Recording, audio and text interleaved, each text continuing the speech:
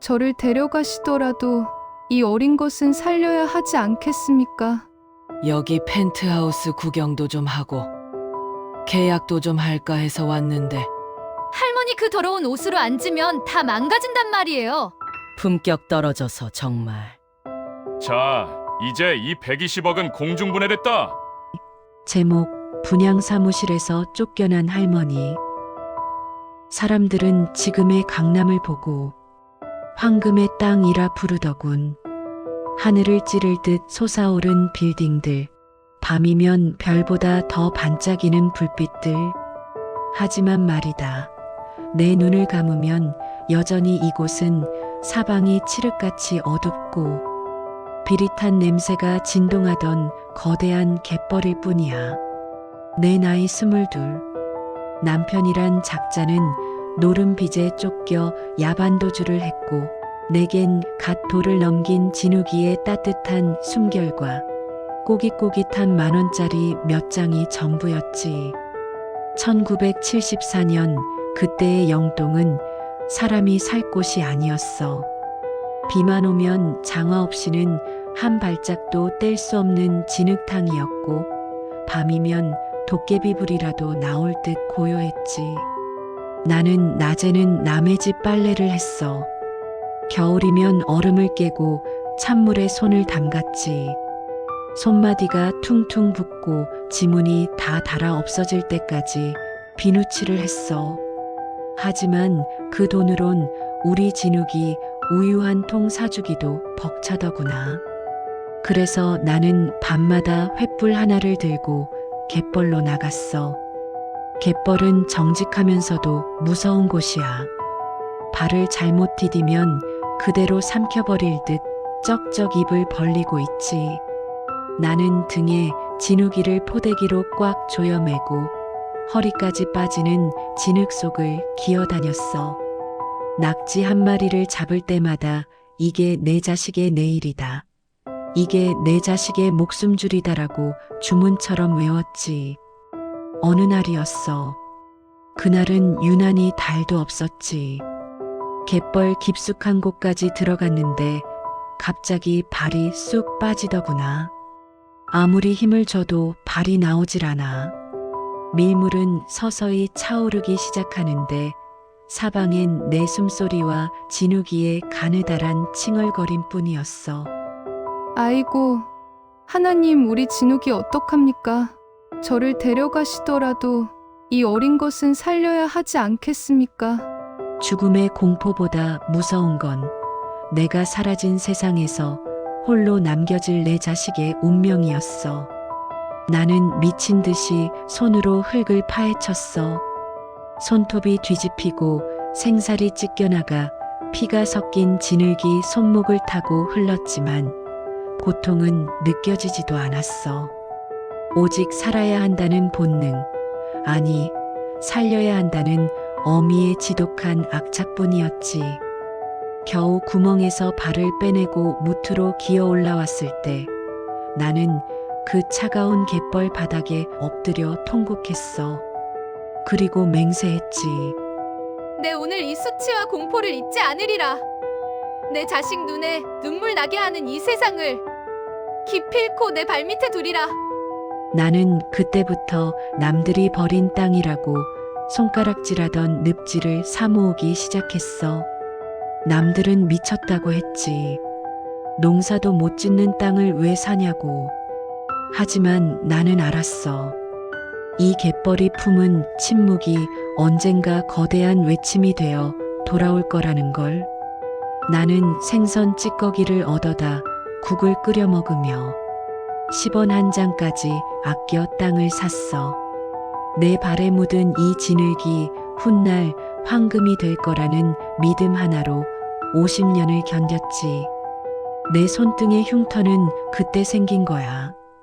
사람들은 이 흉터를 보고 징그럽다고 고개를 돌리지만 나에게 이건 이 강남 땅에 뿌리를 내린 훈장이야. 그런데 말이다. 50년이 지난 오늘 그 갯벌 위에 세워진 화려한 성 안에서 나는 내 인생의 가장 처절한 모욕을 다시 만나게 돼. 50년 전 갯벌보다 더 차갑고 비릿한 인간의 욕망을 말이야. 이제 시작이야. 흙먼지 묻은 늙은 여자가 어떻게 그 거만한 성의 주인들을 심판하는지 똑똑히 지켜보라고. 50년 전 내가 맨손으로 갯벌을 파헤치던 그 자리에 이제는 70층짜리 유리성이 들어섰더구나. 이름도 거창해. 더 헤리티지 강남. 자기들이 무슨 대단한 유산이라도 물려받은 양 거들먹거리는 꼴이 가관이지.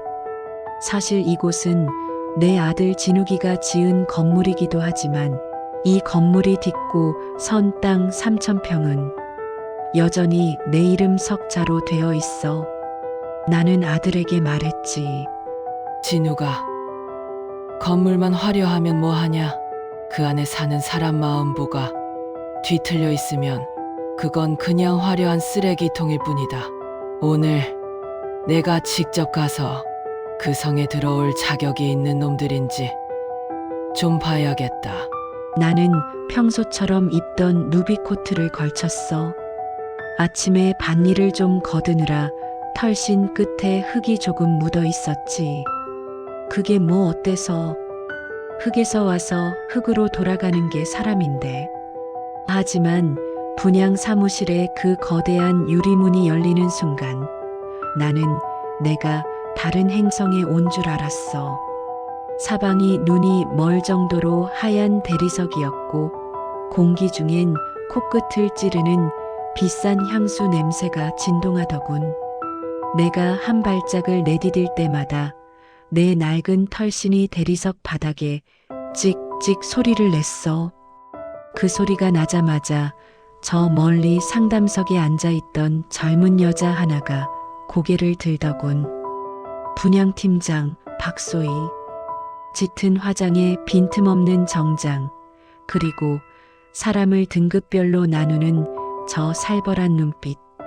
저기요, 할머니. 여기 잘못 들어오셨어요. 상가 화장실은 밖으로 나가서 왼쪽으로 가셔야 한다니까요.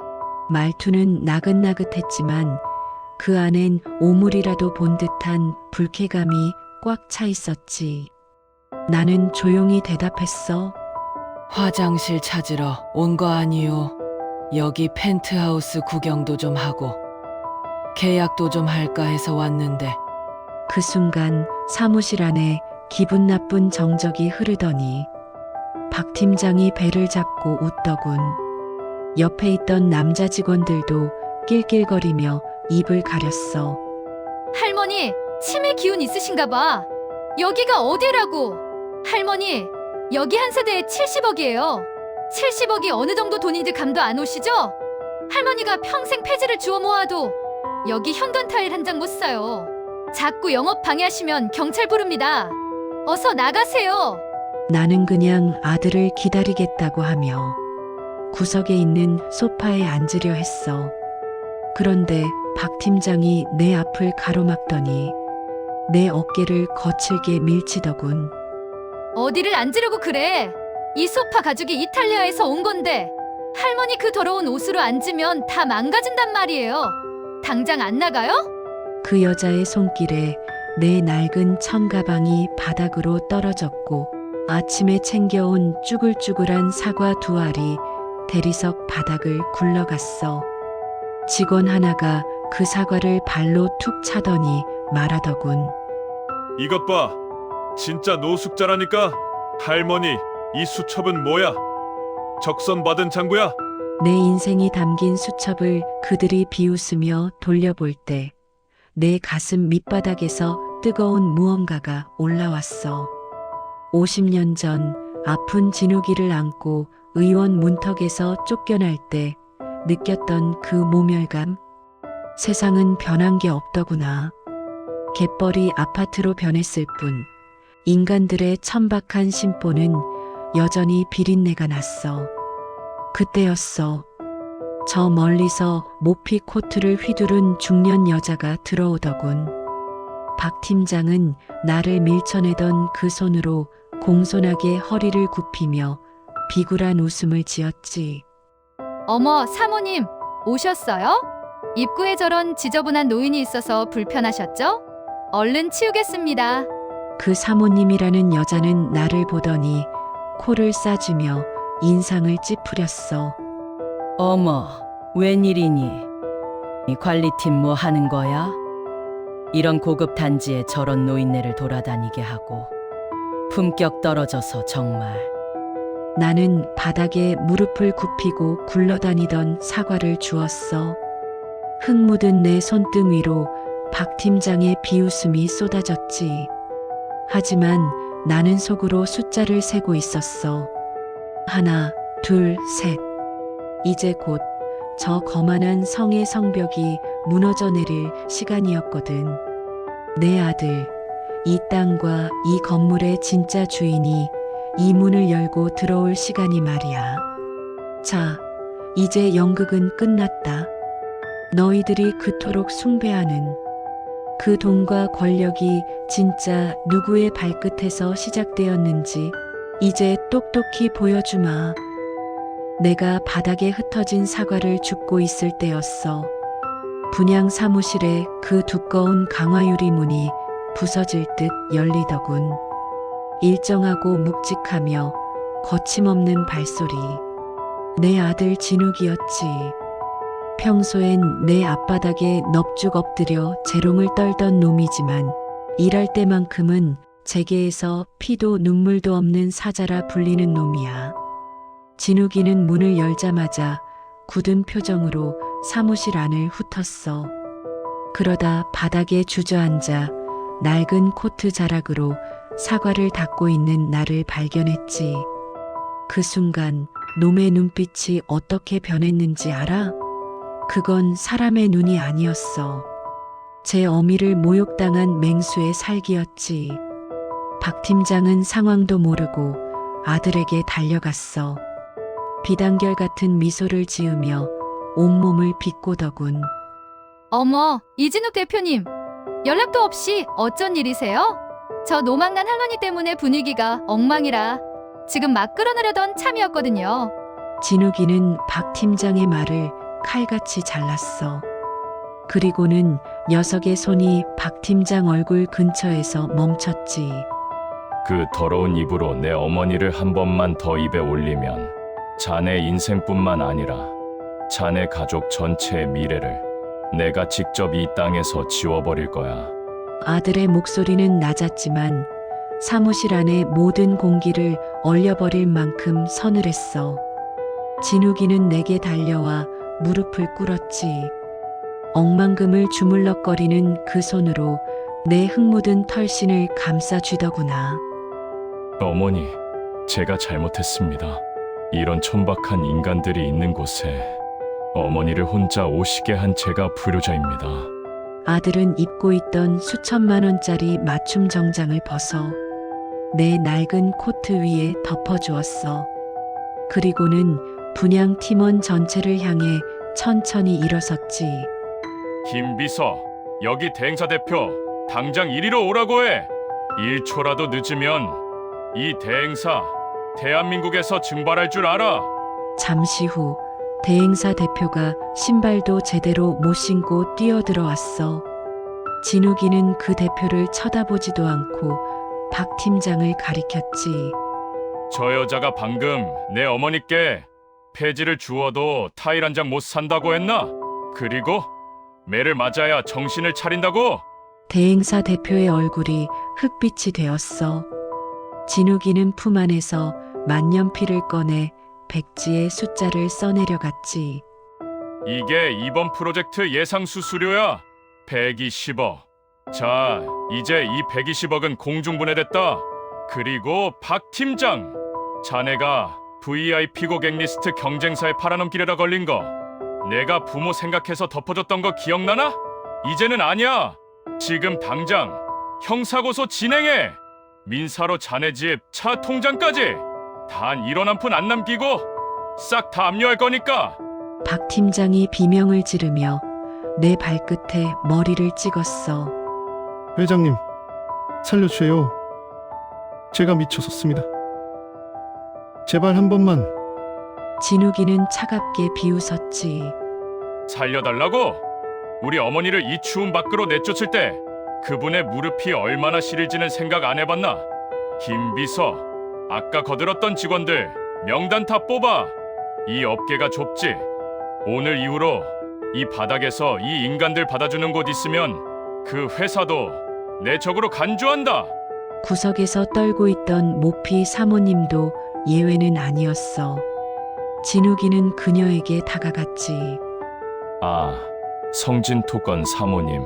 남편분이 이번에 우리 회사 신규 프로젝트 입찰 들어오셨죠? 사모님 안목이 그렇게 높으신데 우리 같은 싸구려 노인네랑 일하는 회사 제품을 어떻게 쓰겠습니까? 입찰 취소하세요. 사모님 덕분에 남편분 회사 오늘부로 부도 처리될 준비하셔야겠네. 사모님은 들고 있던 명품 가방을 떨어뜨리며 주저앉았어. 분양 사무실은 이제 비명과 통곡 소리로 가득 찼지. 하지만 내 아들은 눈 하나 깜짝 안 하고 나를 이끌었어.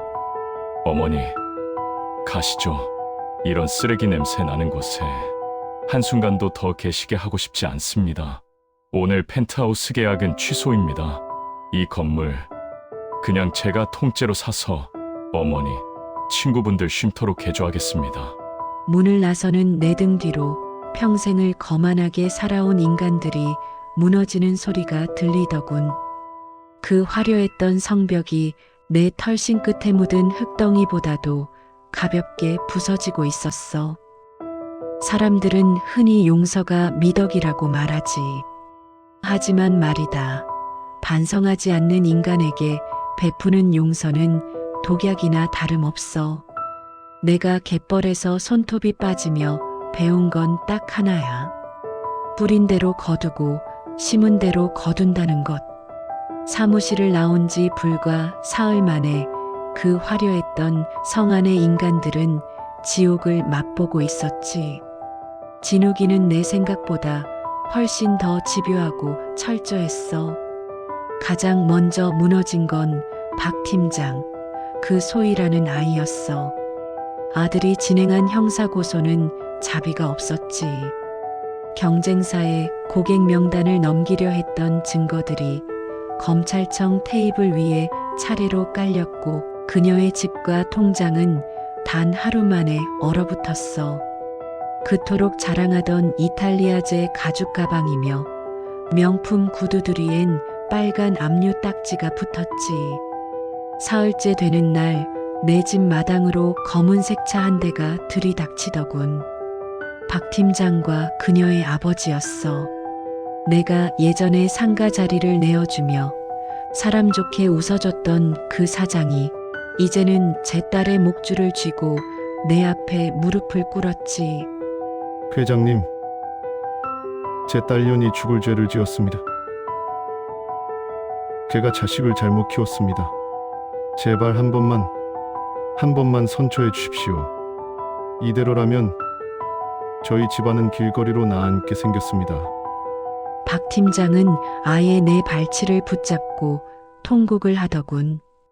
화장기 없는 얼굴은 초췌하다 못해 귀신 같았어. 회장님, 제가 정말 몰라 뵀습니다. 제가 미쳤었어요. 감옥만은 제발 가게 하지 말아주세요. 시키는 건 뭐든 하겠습니다. 나는 그녀를 물끄러미 내려다봤어. 며칠 전 내 털신을 더럽다고 밀치던 그 오만한 손이 이제는 내 털신 끝에 묻은 흙이라도 핥을 기세더군. 나는 나직이 물었지. 아가씨는 내가 무서운가? 아니면 아가씨가 누리던 그 비싼 가방이랑 차가 사라지는 게 무서운가? 아가씨가 쫓아낸 건 늙은 노파 하나가 아니야. 자네가 평생을 지탱해온 그 알량한 자존심의 뿌리를 자네 스스로 뽑아버린 거지. 법대로 하게나. 갯벌은 거짓말을 안 하지만 사람은 거짓말을 하니까 법이 필요한 게 아니겠나. 모피 사모님? 그 여자는 더 비참했어. 남편의 회사가 우리 그룹과의 거래가 끊기자마자 어음이 막히고 부도위기에 몰렸지. 강남 바닥에서 사모님 소리 듣던 여자가 이제는 채권자들에게 쫓겨다니는 신세가 됐어. 그녀가 내뱉었던 품격 떨어진다는 말은 고스란히 그녀의 삶으로 되돌아갔지. 복수는 내가 하는 게 아니야. 본인이 쌓아온 악취나는 삶이 스스로를 덮치는 거지. 진욱이는 사무실 직원 전원의 블랙리스트를 업계에 공유했어. 그들은 이제 대한민국 그 어디에서도 하이엔드라는 이름을 붙인 곳에 발을 들릴 수 없게 됐지. 그들이 그토록 무시하던 폐지 줍는 노인보다 더 비참한 처지가 된 거야. 적어도 폐지를 줍는 노인은 정직한 땀이라도 흘리지만 신용을 잃고 인간성을 버린 그들에게 남은 건 차가운 외면뿐이었으니까. 이제 마지막 매듭을 지을 시간이야.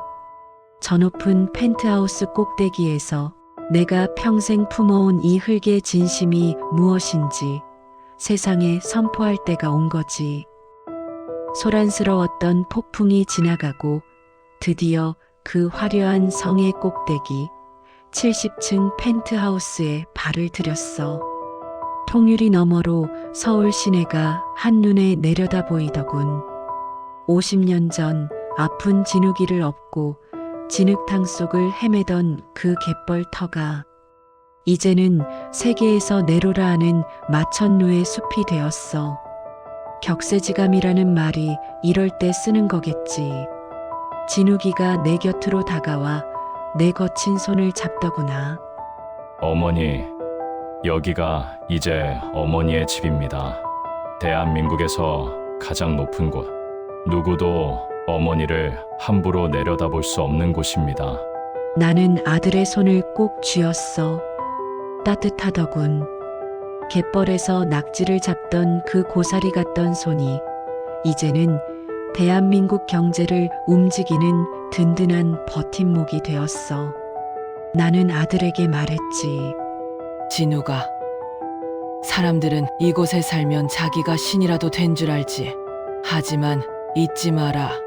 이 건물이 아무리 구름 위에 닿을 듯 높아도 결국 지탱하고 있는 건 내가 밟고 섰던 저 낮은 땅이다.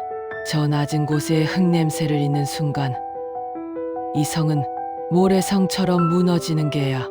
나는 아까 나를 밀쳐냈던 박 팀장과 그 일당들이 버리고 간 분양 사무실을 다시 내려다봤어.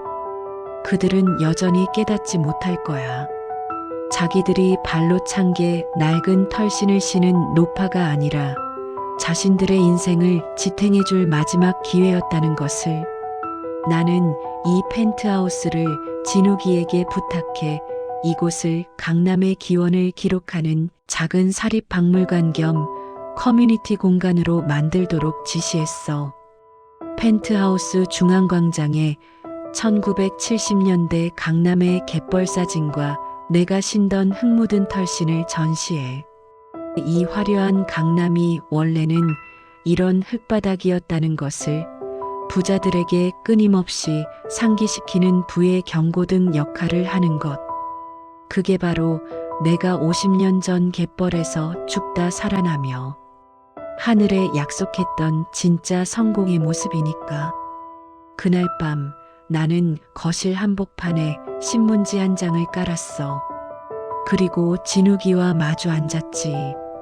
안주는 노량진 시장에서 갓 올라온 가자미회 한 접시, 그리고 소주 한 병이면 충분했어. 진우가, 오늘 소주 맛이 어떠냐? 어머니, 세상 그 어떤 비싼 양주보다 답니다. 그래, 이게 인생이지. 겉껍데기는 화려한 비단옷을 입어도 속알맹이는 썩어 문드러진 인간들이 마시는 샴페인보다 정직한 땀 뒤에 마시는 이 소주 한 잔이 진짜 헤리티지이고 유산인 게야. 사람들이여, 내 낡은 털신을 보고 비웃어도 좋다. 내 굽은 등을 보고 혀를 차도 좋다. 하지만 기억해라. 당신이 오늘 무심코 뱉은 그 멸시의 씨앗은 언젠가 당신의 정원에서 독초가 되어 자라날 것이고 당신이 건넨 따뜻한 눈길 한 번은 훗날 당신이 길을 잃었을 때 가장 밝은 등불이 되어 돌아올 것임을. 나는 내일 다시 낡은 털신을 신을 거다. 화려한 대리석 바닥보다는 사람 냄새 나는 시장통 흙바닥이 나에겐 더 어울리니까. 하지만 이제 세상은 알겠지. 그 낡은 털신이 밟고 지나가는 자리에 얼마나 거대한 대지의 위험이 깃들어 있는지를. 오늘의 이야기는 여기까지입니다. 이 이야기가 마음에 드셨다면 정직하고 선한 사람들의 승리를 위해 구독과 좋아요로 제 손을 잡아주십시오. 여러분의 정의는 결코 헛되지 않습니다. 감사합니다.